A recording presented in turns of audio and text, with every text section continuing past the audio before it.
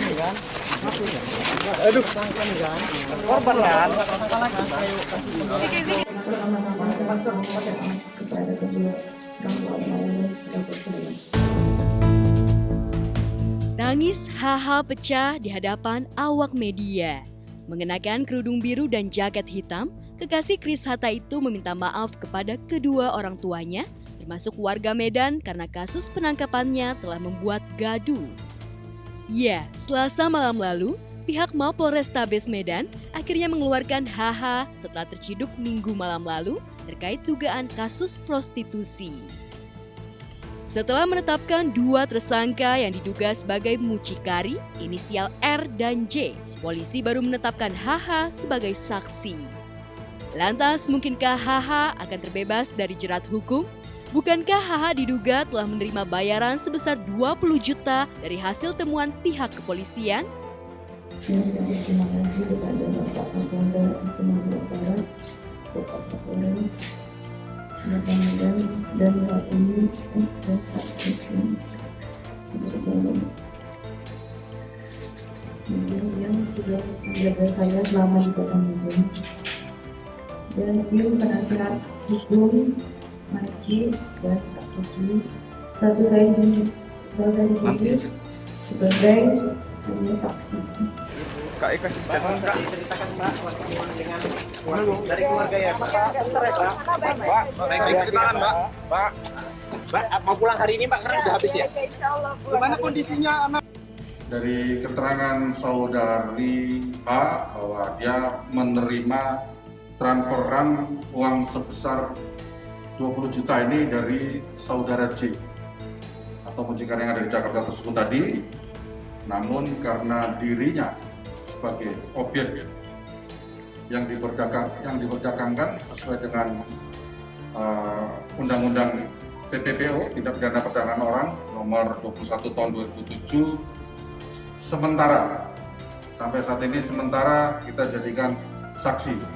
Kepercayaan itu nomor satu, dan aku tidak menaruh curiga apa-apa sama dia. Dan saya lihat juga kalau dilihat dari kegiatan dia sehari-hari, saya nggak melihat ada tidak melihat yang mencurigakan untuk ke arah situ gitu. Sejenak, HH boleh lega, tapi sejumlah jadwal pemeriksaan nampaknya masih harus dilalui. Apalagi sejumlah alat bukti tersebut bisa saja membuatnya senasib dengan apa yang pernah menimpa Vanessa Angel beberapa waktu lalu. Tapi sebagai kekasih, Chris Hatta jelas berharap HH bisa terbebas sepenuhnya. Kalau untuk masalah image buruk atau banyak bulian atau mungkin teman-teman artis banyak yang mencibir dan segala macam, saya tidak ambil pusing ya. Saya lebih berpikir ke psikologis dari Hana ini, dia masih terlalu kecil, aku rasa dia belum siap untuk menghadapi masalah ini. Memang sulit dipercaya bagaimana di tengah masa indah merajut asa dengan sang kekasih, HH bisa seceroboh yang dituduhkan. Chris Hatta bahkan tak habis pikir mengapa di minggu itu HH tak memberitahukan lawatannya ke kota Medan. Padahal 1 hari sebelumnya ia sempat bertemu dengan sang kekasih. Kalau untuk ke Medan dia nggak ada ngomong sama sekali sama saya. Tapi kalau dia andai kata ngomong pun, pasti aku akan cecer dia dengan banyak pertanyaan. Ada keperluan apa, ada kerjaan apa gitu kan, sama siapa. Mungkin kalau dia jujur sama saya, itu bisa saya cegah itu untuk melarang dia untuk jangan pergi ke situ. Sebagai selebgram, HH memang belum sepenuhnya mampu menaiki anak tangga selebritas. Baru setelah merajut kasih dengan Chris Hatta, ia mulai dikenal luas tak hanya di kalangan vlogger semata, tapi layaknya hidup yang penuh fata morgana. Godaan gaya hidup kerap kali membius sebagai pesohor hingga melampaui batas popularitas dan kemampuan. Demi menopang hedonisme itulah apa saja dilakoni, mulai dari menerima pemotretan seksi hingga terjerembab ke lubang hitam prostitusi. Karena ya kehidupan seperti ini yang dicari selebritis, maksudnya dengan hedonnya, dengan bayaran mereka. Saya bukan mengecilkan pembayaran selebritis untuk sekali syuting atau apa. Dengan cara mudah kayak gini gampang banget untuk menghasilkan uang seperti itu. Kan saya sudah pernah bilang dari waktu saya, udah lama sih saya sudah bilang akan ada lagi karena prostitusi tidak akan pernah selesai gitu. Di tahun 2019, HH pernah menggoda pengacara kondang Hotman Paris untuk makan malam. Tapi sayang, ajakan itu ditolak HH. Saya kira kehidupan ibu kota itu sangat kompleks, lapangan kerja berkurang, sementara penduduk sangat banyak, jadi itu adalah ekses dari kehidupan ibu kota. HH mungkin hanya jadi korban yang sadar atau tidak terpaksa menerima pekerjaan sebagai model. Namun di sela itu, profesinya rentan ditelikung para mucikari untuk ditawarkan ke pria hidung belang. Lantas akankah HH mampu mematahkan image buruk yang terlanjur melekat? Hanya waktulah yang akan membuktikan. Kita masih menduga masih ada cukup besar prostitusi online ini. Tapi di tengah terpaan itu, akankah keteguhan cinta Chris Hatta bertahan meski sang kekasih terlanjur dicitrakan buruk? Akankah kesetiaan Febri Ardiansyah saat mendampingi Vanessa Angel yang kini jadi istrinya akan terulang pada kisah Chris Hatta dan HH?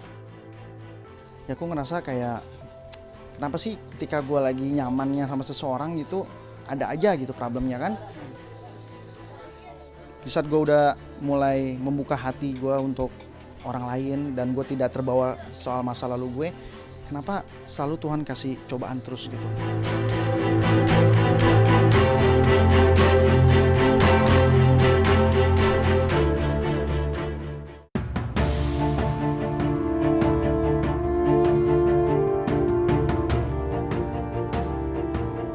Curahan hati Maggie Wulandari yang mengklaim jika suaminya komedian Kiwil terkesan sulit melepaskannya dengan tidak mengindahkan sidang cerai dan surat panggilan pengadilan. Secara mengejutkan justru dibantah Kiwil.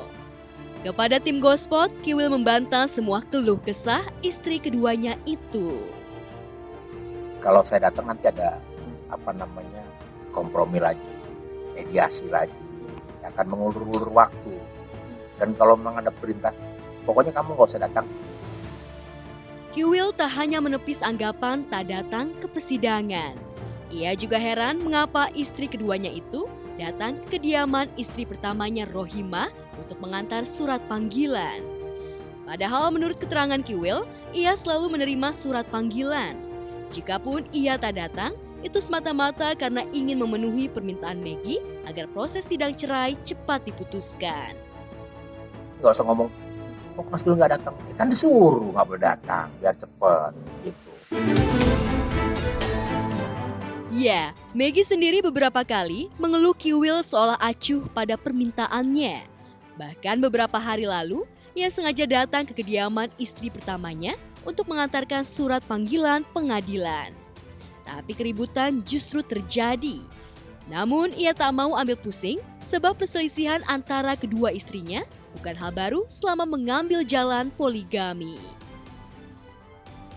Intinya adalah aku datang ke sana itu untuk menyampaikan surat. Surat yang mana pengadilan agama juga saya pribadi nanya ke kakak ipar, ke saudara-saudara tidak tahu alamat lengkapnya. Aku hanya mendapatkan dari salah satu kerabat adalah bentuk Sherlock.